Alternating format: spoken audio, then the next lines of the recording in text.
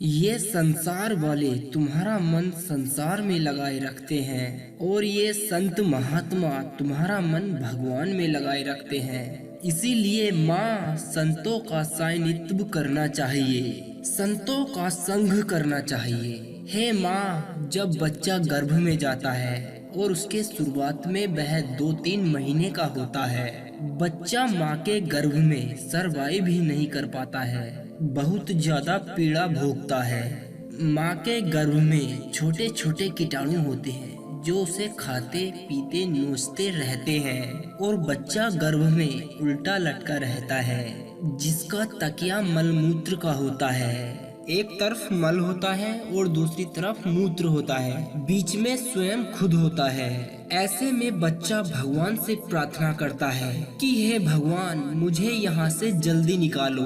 तब भगवान बच्चे से कहते हैं कि मुझे ऐसा करने पर क्या फायदा होगा, मैं तुम्हें यहाँ से क्यों निकालूं। तब बच्चा भगवान से कहता है कि मैं तो असमर्थ हूँ, मैं तुम्हारा क्या फायदा करा सकता हूँ। तब भगवान बच्चे से कहते हैं कि जब बच्चे खुश होते हैं तो उसके माँ बाप भी खुश होते हैं। तुम मेरे बच्चे हो, मेरे बालक हो, तुम मुझसे वादा करो कि तुम इस संसार में ऐसा कार्य कर आओगे जिससे तुम्हें रोना ना पड़े, जिससे तुम्हें भटकना ना पड़े, जिससे तुम दुखी ना हो, जिससे तुम हमेशा हमेशा के लिए प्रसन्न हो जाओ। तुम इस संसार में ऐसा काम करके आओ। प्रभु जी, तुम मुझे निकाल दो इस नरक से। आज के बाद मैं ऐसा ही करूँगा जब मैं इस धरती लोक पर मानव बनकर जाऊंगा, जिससे मेरा पुनर्जन्म ना हो। बस इस बार मुझे नरक से निकाल दो।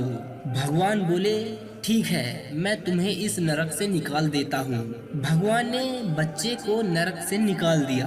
हम आ गए मनुष्य रूप में इस धरती पर। दोस्तों, मेरी आप सभी से तहे दिल से एक गुजारिश है, अगर आप सभी ने अभी तक हमारा यह चैनल सब्सक्राइब नहीं किया है तो कृपया आप हमारे इस चैनल को सब्सक्राइब कर लें और साथ में फॉलो करना ना भूलें हमारे फेसबुक पेज को।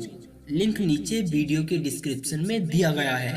प्रिय श्रोताओं, अब जो हम आगे बताने जा रहे हैं उसे जरा ध्यान से सुनिएगा। क्या हमारा ये चंचल मन अब उस तरफ जा रहा है जहाँ इसको जाना चाहिए, जहाँ से पुनरपि जन्म पुनरपि मरणम पुनरपि जर्नी, बार बार जन्म बार बार मृत्यु ना हो? क्या हमारा मन उधर जा रहा है? अभी भी नहीं जा रहा है। अभी भी इस संसार के बंधनों में बंधा हुआ प्राणी अपने आप को प्रसन्न समझ रहा है। अभी भी बहू बेटा ही अच्छे लग रहे हैं, अभी भी नाती पंती ही अच्छे लग रहे हैं, अभी भी भगवान प्रिय नहीं लग रहा है। हम आप सभी से यह नहीं कह रहे हैं कि आप अपने बहू बेटा नाती पंतियों से नफरत करें। उनको उस भगवान के समझो कि वो उस भगवान के हैं, तुम्हारे नहीं। जब तुम उन्हें भगवान के समझोगे तो वह भक्ति प्रारंभ हो जाएगी। कहने के लिए नहीं, कहो अपने दिल से, वो मेरे नहीं, वो उस भगवान के हैं जो ऊपर बैठा हुआ है, सभी को देख रहा है। तो माँ संत ही हैं जो हमें भगवान के प्रति जागरूक करते हैं और हमारा मन भगवान के चरणों में लगा देते हैं। अब बच्चा माँ से कहता है कि हे माँ, अब तुम्हारे ऊपर निर्भर करता है, मैं जा रहा हूँ। अब ये तुम्हारे ऊपर निर्भर है कि आप क्या सोचती हो।